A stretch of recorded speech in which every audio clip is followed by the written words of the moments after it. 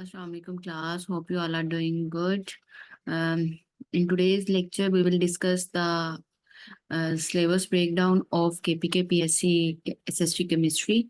The syllabus which we will study in the first year and in this session um, are discussed below. So let's start with the syllabus breakdown. And all the topics which we will discuss in the first year from the first year book are given below. In this lecture, we will discuss the topic chapter wise weightage by examiner's point of view कि examiner किस तरह से जो है किस chapter को कितना wait देता है, किस चैप्टर से किस टाइप के एमसीक्यूज बनते हैं, हमने किस चैप्टर को किस स्ट्रैटेजी से हम लोगों ने पढ़ना स्टार्ट करना है. तो all this we will discuss in this lecture इंशाल्लाह. And then after the discussion of the syllabus, we will discuss the lecture plan which I have shared earlier in the group. So let's start. And hopefully कि हमारा ये जो session है वो smoothly और अच्छे तरीके से कंडक्ट हो और हम हर टॉपिक को उसके वेटेज के अकॉर्डिंगली हर टॉपिक को एग्जामिनर पॉइंट ऑफ व्यू के अकॉर्डिंगली जो है ना हम उसको थोरोली पढ़ सकें.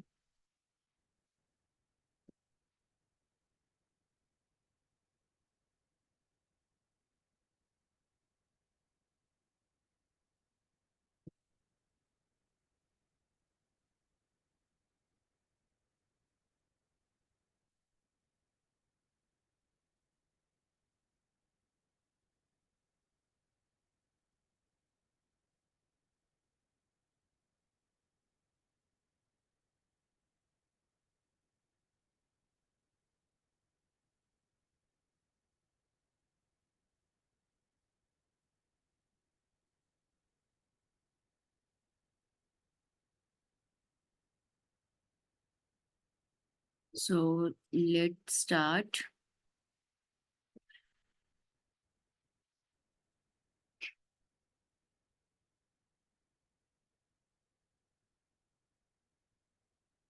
So first of all, we will discuss the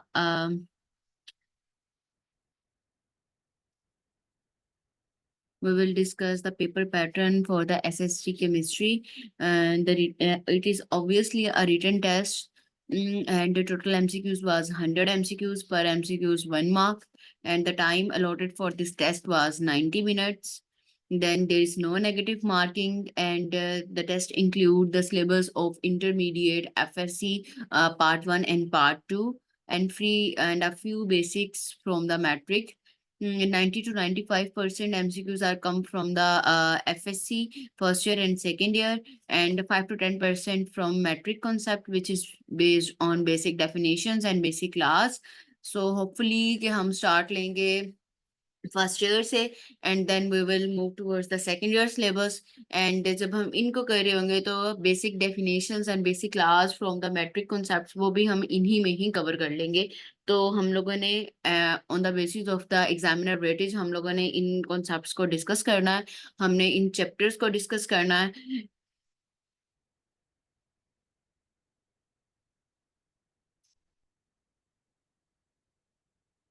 so the major portion.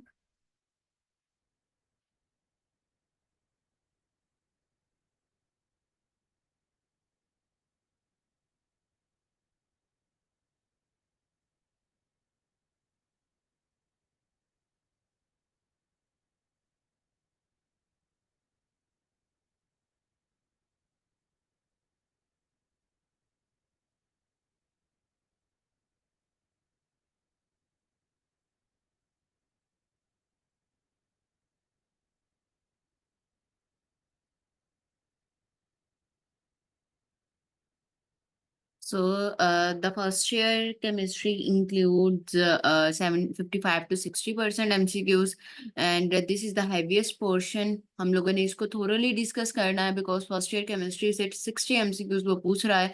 तो हमने maximum score के लिए हमने first year के जिन chapters को examiner weightage करता है हमने उनको अच्छे तरीके से cover करना है. Secondly, the second year chemistry which comprises 35 to 40 MCQs.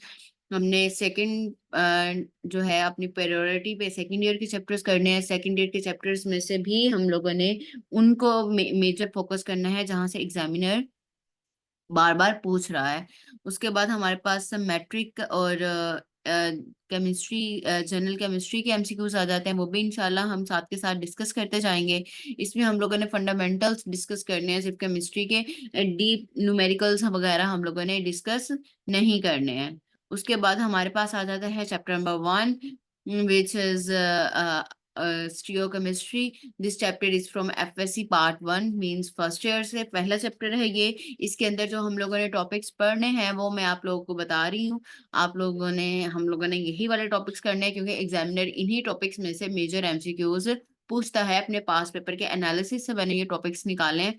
तो जो हमारे पास पहले आ जाते हैं वो आ जाता है laws of chemical combination, then atomic mass and molecular mass, then mole concept and Avogadro's number, empirical and molecular formula, balancing chemical equations, limiting reagent, and then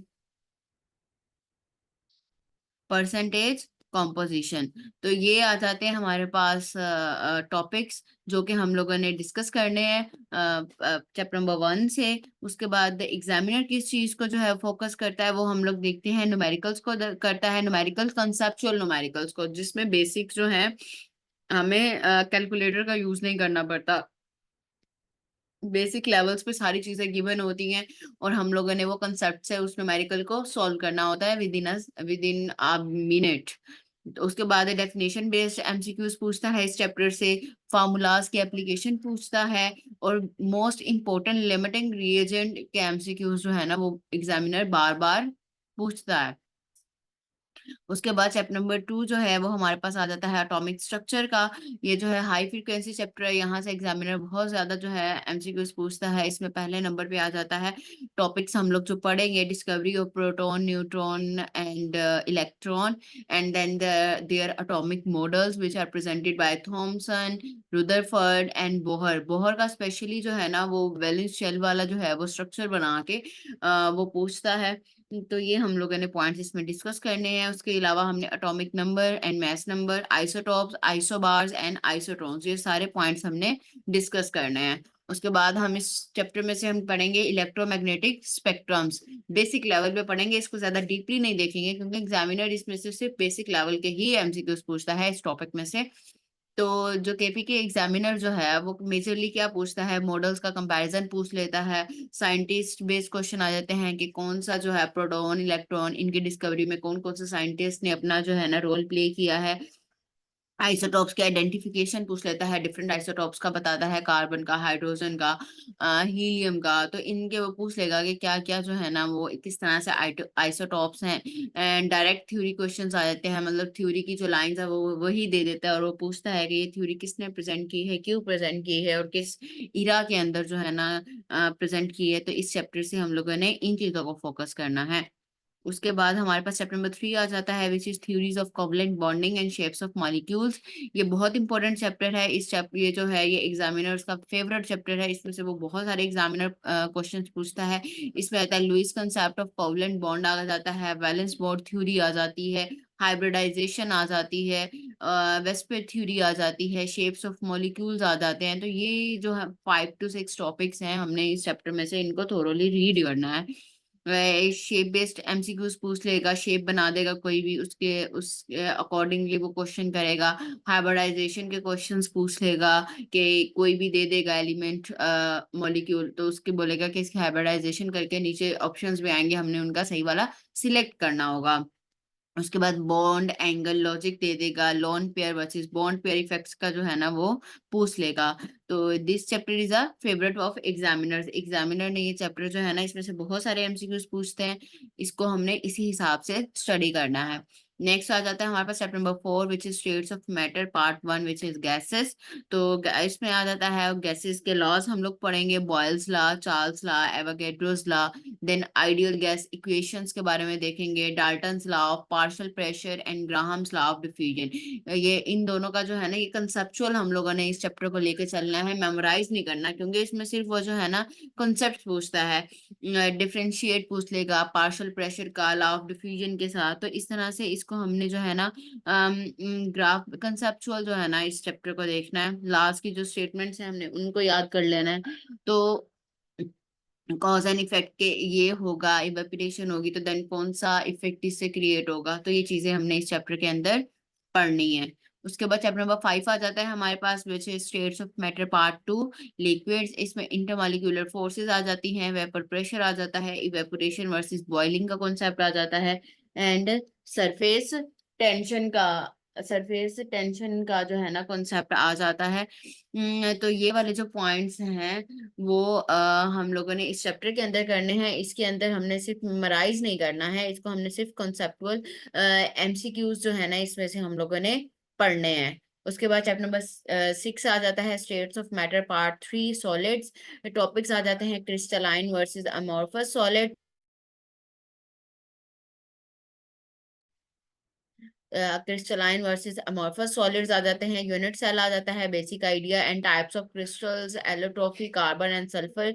मतलब इस तरह से इस चैप्टर को हम जो है अच्छे तरीके से हमने इनको कंपैरिजन और टेबल्स के साथ अंडरस्टैंड करना है, क्योंकि इसमें से भी एग्जामिनर अपने क्वेश्चंस पूछता है डिफरेंस के, स्ट्रक्चरल और अंडरस्टैंडिंग के। क्योंकि इसमें ये जो टॉपिक है ना यहाँ पे हमारे पास एलोट्रॉफीज आ जाती हैं, क्रिस्टल्स आ जाता है, यूनिट सेल आ जाता है, ये बहुत इंपॉर्टेंट है।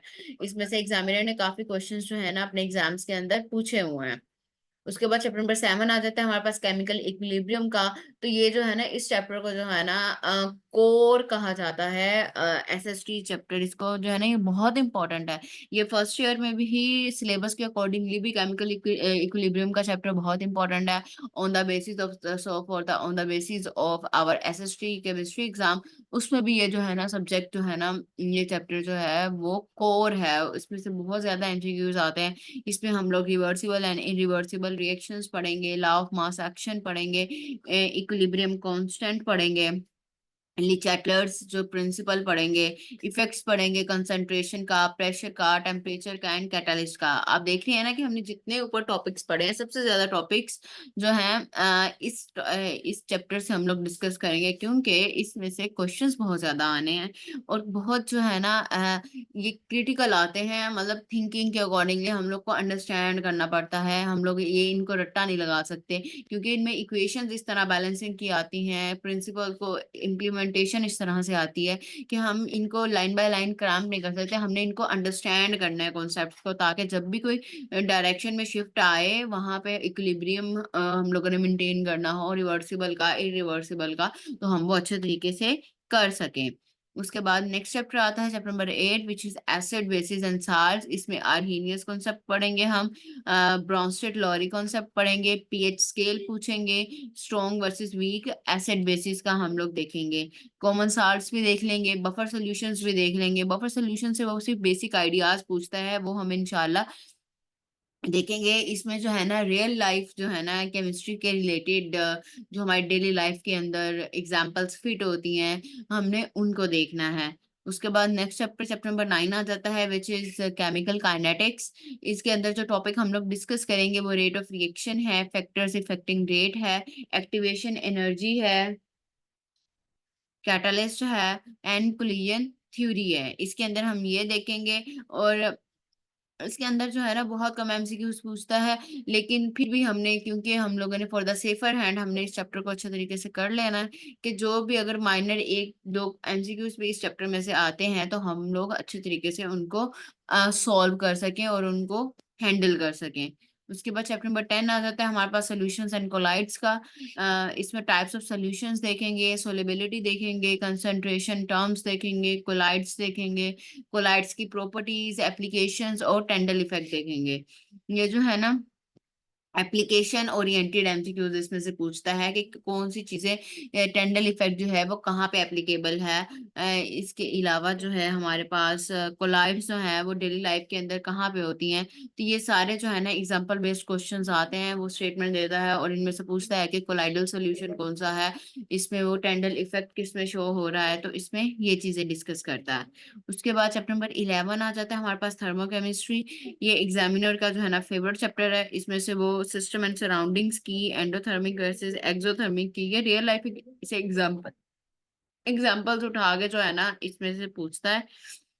इसमें एंथैल्पी चेंज का जो है ना वो कॉन्सेप्ट पूछ लेगा, हेंस लॉ का कॉन्सेप्ट पूछ लेगा, एनर्जी प्रोफाइल डायग्राम जो है ना वो डायग्राम बाजुकात वो ड्रॉ करके उसका साइकिल के अंदर जो जो चीजें आती हैं, जो जो चीजें इंक्लूड होती हैं वो पूछ लेता है। उसके बाद जो है प्लस माइनस साइन की कंफ्यूजन जो है ना वो क्रिएट करता है। लॉ बेस्ड क्वेश्चंस पूछ लेता है। इसमें से कॉन्सेप्चुअल न्यूमेरिकल्स आ जाते हैं। नेक्स्ट चैप्टर जो है हमारे पास which is electrochemistry, which is highly yield chapter के। ये जो थर्मोकेमिस्ट्री और इलेक्ट्रोकेमिस्ट्री है इसमें से एग्जामिनर मैक्सिमम क्वेश्चंस दोनों चैप्टर्स में से पूछता है। इसमें ऑक्सीडेशन एंड रिडक्शन रिएक्शंस का हम लोग देख लेंगे, इलेक्ट्रोकेमिकल सेल्स का देखेंगे, गल्वानिक वर्सेस इलेक्ट्रोलाइटिक सेल का देखेंगे, एनोड एंड कैथोड का देख लेंगे, यूजेस ऑफ इलेक्ट्रोकेमिस्ट्री देख लेंगे। अब यहाँ पे हमें पता चल रहा है ना कि हम लोगों ने किन चैप्टर्स में डिफरेंशिएट करके हम लोगों ने याद करना है, किस चैप्टर में हमने टॉपिक वाइज पढ़ना है। तो ये सारी चीजें हम इसमें इंशाल्लाह रीड करेंगे। उसके बाद हम लोग देखते हैं कि एग्जामिनर पॉइंट ऑफ व्यू से किन चैप्टर्स को हम लोगों ने पहले पढ़ना है और किन चैप्टर्स को हम लोगों ने बाद में पढ़ना है।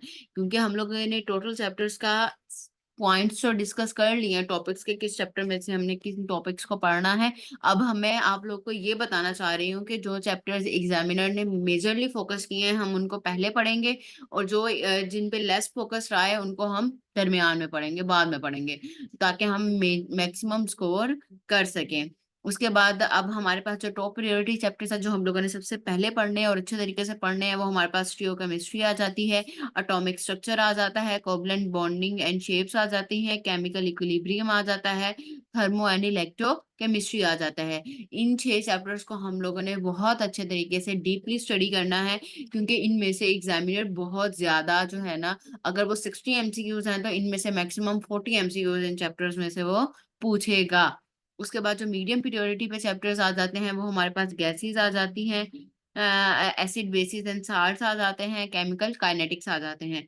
उसके बाद जो हम लोगों ने कंसेप्चुअली हमने सिर्फ कंसेप्ट्स को पढ़ना है जिन चैप्टर्स में से, वो liquid solids and solutions and colloids आ जाती हैं। तो ये हमने पूरे सिलेबस को ब्रेक डाउन कर लिया कि किस तरह से हम चैप्टर्स को लेके चलेंगे और स्टडी करेंगे। आप लोग को जो मैंने लेक्चर प्लान भी सेंड किए हैं उसके अंदर भी मैंने इसी सीक्वेंस के साथ चैप्टर्स को अरेंज किया है कि हम इसी सीक्वेंस के साथ चैप्टर्स को पढ़ेंगे इंशाल्लाह। अब ये हमारा टोटल सिलेबस था, जो कि मैंने पहले आपको टॉपिक वाइज उसको एलेबोरेट कर दिया, देन मैंने चैप्टर वाइज आप लोग को बता दिया कि हम किन चैप्टर्स को किस तरह से कवर करेंगे। तो इंशाल्लाह हम इन चैप्टर्स को इसी तरह से लेके चलेंगे अपने लेक्चर्स के अंदर। और लेक्चर प्लान में आपको जो है वो शेयर करती हूँ, वेट अ सेकंड।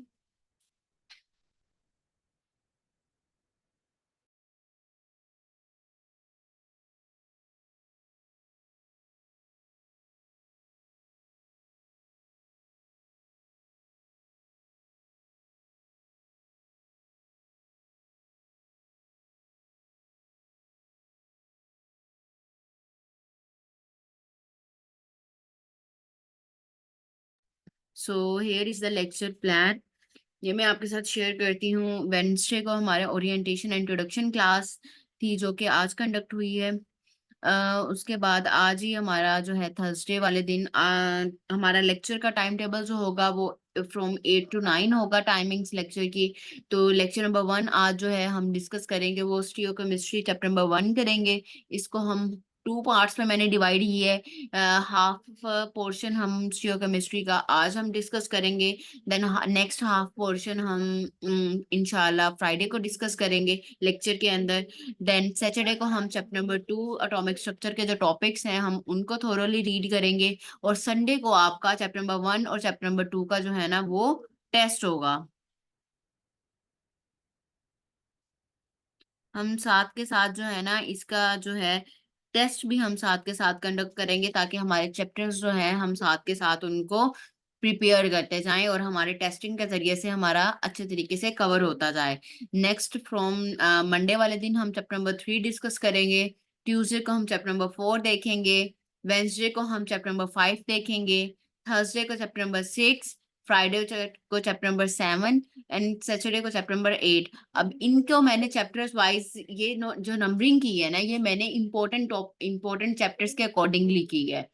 आपकी बुक के अंदर जो चैप्टर्स होंगे वो इस तरह से चैप्टर वाइज नहीं होंगे, मतलब उसमें तो एक सीरीज में दिए हुए हैं। मैंने जो इसमें कंपाइल किए हैं, जो मैंने अपना लेक्चर प्लान बनाया है, उसके अंदर जो पहले ये चैप्टर्स हैं, ये वो चैप्टर्स हैं जिनको एग्जामिनर मेजर वेट करता है, examiner point of MCQs point of view से, टेस्ट पॉइंट ऑफ व्यू से। तो हम पहले उनको डिस्कस करेंगे। देन जो है संडे वाले दिन हम अब इस वीक के अंदर, नेक्स्ट वीक के अंदर हम इंशाल्लाह 6 चैप्टर्स पढ़ेंगे। तो पहले 3 चैप्टर्स का, 3, 4 एंड 5 चैप्टर का जो है वो संडे वाले दिन टेस्ट होगा। देन मंडे वाले दिन हम चैप्टर नंबर 9 पढ़ेंगे। ट्यूसडे को हम चैप्टर नंबर 10, वेंसडे को चैप्टर नंबर 11 एंड थर्सडे को चैप्टर नंबर 12 पढ़ेंगे। एंड देन फ्राइडे को हमारा चैप्टर 6, 7 एंड 8 का टेस्ट होगा। और सैटरडे वाले दिन हमारा 9 to 12 चैप्टर्स का टेस्ट होगा। और उसके बाद मंडे वाले दिन मैंने एक दिन का संडे का ऑफ दिया है दरमियान में, और मंडे वाले दिन आपका फुल ग्रैंड बुक का जो फर्स्ट ईयर का जो है वो टेस्ट होगा आप लोगों का। उसके बाद हम इंशाल्लाह ट्यूसडे को हम दोबारा ओरिएंटेशन क्लास रखेंगे for the syllabus of the second year. और फिर हम इंशाल्लाह सेकेंड ईयर का सिलेबस इसी तरह से डिस्कस करेंगे ओरिएंटेशन क्लास के अंदर, और उसका मैं लेक्चर प्लान आप लोग को दूंगी कि वो हम जो है किस तरह से कवर करेंगे। तो at the mid of the March इंशाल्लाह हम, उससे पहले ही हम अपना सेकेंड ईयर भी कंप्लीट कर लेंगे। उसके बाद हम कोशिश करेंगे कि हमारा जो है ईद से पहले पहले हम इसके तकरीबन एक फर्स्ट ईयर का फुल बुक, एक सेकंड ईयर का फुल बुक और एक ग्रैंड मॉक, जिसके अंदर जो फर्स्ट ईयर सेकंड ईयर एक फुल फ्लैज जो है ना, वो आपका एक टेस्ट फुल मॉक का हो जाए या 2 टेस्ट फुल मॉक के हो जाए, ताकि आफ्टर ईद जब आप लोग का एसएसटी का केमिस्ट्री का एग्जाम हो तो आप फुल्ली प्रिपेयर्ड हो। और आप लोगों का जो अब मेनली टास्क क्या है कि आपने हर लेक्चर को साथ के साथ अच्छे तरीके से प्रिपेयर करना है। उनको जो है आपने, जो लेक्चर मैं जिस दिन डिलीवर करूंगी, आपने उस लेक्चर को उसी दिन उन टॉपिक्स को अच्छे तरीके से थोरोली याद कर लेना है, कॉन्सेप्ट्स को अच्छे तरीके से एब्जॉर्ब कर लेना है, ताकि जो टेस्ट में आप परफॉर्म करें आप लोग अच्छा परफॉर्म कर सके। और उस टेस्ट को आपको दोबारा जब at the end of the session आप उनको रिवाइज करें तो आपको डिफिकल्टी ना आए। आपने साथ के साथ इनके माइनर नोट्स भी बनाते जाने हैं, वन लाइनर्स जो कि मोस्ट इंपॉर्टेंट होंगे। और आपके टेस्ट के अंदर जो कंडक्ट किए जाएंगे एमसीक्यूज, वो सारे पास पेपर से कंपाइल्ड होंगे। तो ये आप लोगों ने अच्छे तरीके से, आप लोग का ये बेनिफिट है कि इसके साथ साथ आपके पास पेपर्स भी जो है वो अच्छे तरीके से उनकी प्रिपरेशन होती जाएगी। ये आपका आज का जो है ओरिएंटेशन लेक्चर जो है ना, यहीं पे खत्म होता है। अब आप लोग का कोई क्वेश्चन है then you will free to ask.